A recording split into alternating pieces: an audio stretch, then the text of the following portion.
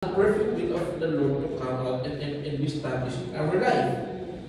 Minsan kasi, di ba, tingnan mo, kung paano yung leper sumurrender to the will of God. Di ba, he asked Jesus Christ, Lord, heal me if you will.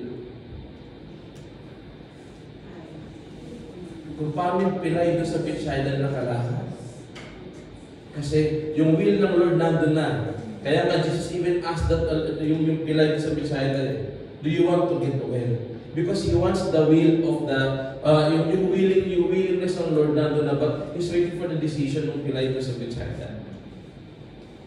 Kasi kahit ang Lord yung will niya, gusto niya i-prevent mo. Yung decision is, meron ka pa sariling mindset mo. Kasi hindi mag-prevail yung will ng Lord sa buhay mo. Until you surrender everything to God's purpose and His will, doon mo makikita yung big picture. Sabi nga diba, that sometimes, if we cannot change the situation, maybe we have to change the way we pray.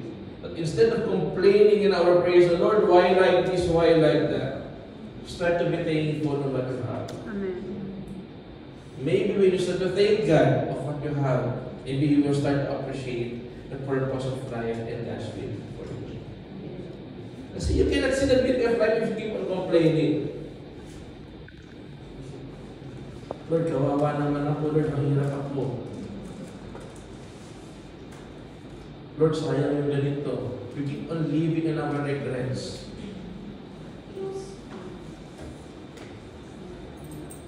Fulfilling our inner child.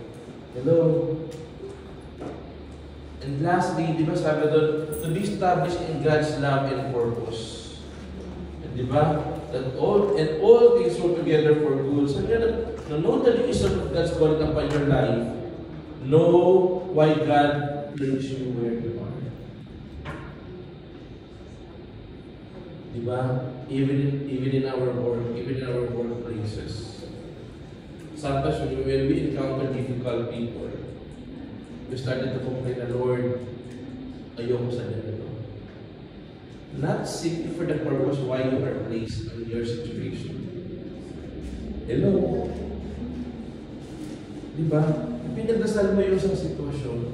Nung binigay sila ng Lord, nung binigay na mo sila ng Lord, nagko-complain ka naman sa sitwasyon na meron ka. Now, be established in God's love and love Him with all your heart. Sabi ito sa ni Pastor Roy, never fall in love with others more than you love God. Not with a person or material things. Love God first of all. Because when you started to love God, everything follows. God always be the priority over everything. Do not compromise your calling in exchange of silver coins. Hello?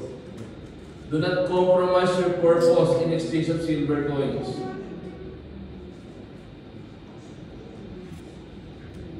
Huwag mong ipagpapalit yung purpose of your calling sa temporary happiness lang. It will satisfy your flesh. About your soul. Silver coin may satisfy your flesh.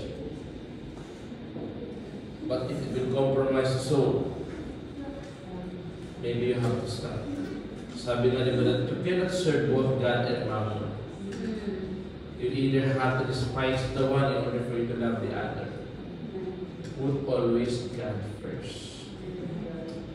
He is the jealous one. God over work, God over family, God over everything. So, sabi, do not complain. Instead, let the Lord will open and establish your faith and the purpose in your situation. When you are put in a difficult situation, do not complain. Huwag ka kagad magreklamo na, Lord, ang init naman dito. Lord, ang dilim. What is the purpose of the light?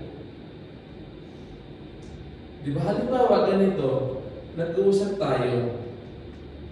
cannot easily na manotice that this cross have a light because it is very bright here. Tama? Even if I will put this cross on the brightest of it, hindi mo kagad siya ma-identify, hindi mo kagad siya manonotice. Bakit? Kasi maliwanag eh. But try to turn off the light. So dyan, pakipatay mo nga yung ilaw sa atin. Di ba? We cannot see the beauty of the cross kasi napakaliwanag. But try to turn off the light. Amen. Have you seen the beauty? Have you seen the beauty of it? Di ba? Have you noticed? Na-appreciate mo lang ang ganda. That is the reason why sometimes we are put in the dark for our lights to be noticed. Diba? We are the light bearer. Kaya so that you are the light of the world, you are the salt of the earth. How can a light be established and how can a light be noticed on the brightest day? Sometimes the lights are put on the dark areas in order for it to be noticed na meron palang liwanag. Sige po, ito tayo ng light na. That is how God is establishing our faith and serve our purpose. You are a light bearer. Do not complain when you are put in the dark. It is for a purpose, for your light to be established and be noticed. So, maraming salamat at have a blessed day.